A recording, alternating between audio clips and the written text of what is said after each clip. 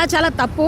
ఆ అమ్మాయికి first doubt ఉండిందంట, ఏదో తేడాగా ఉంది వీళ్ళ దగ్గర అని, కానీ ఈమె క్లారిటీ లేదు. మొన్న క్లారిటీ వచ్చిందంట, మొన్న ఎప్పుడైతే సెర్చ్ జరిగిందో అప్పుడు క్లారిటీ వచ్చింది. నాకు వీళ్ళ తమ్ముడు, మా తమ్ముడు వాళ్ళకి తెలుసు. సో ఇంక వెంటనే మేమందరం కలిసి రెడ్ హ్యాండెడ్గా దొరుకుతారు వీళ్ళు అనేసి, వాళ్ళు ఆల్రెడీ ఇక్కడే ఉంటున్నారు డైలీ. ఈమెను వదిలేసిండి కంప్లీట్గా. ఈమె దగ్గర ఫోన్ కూడా ఎత్తట్లేదు, మెసేజ్ కూడా చేయట్లేదు.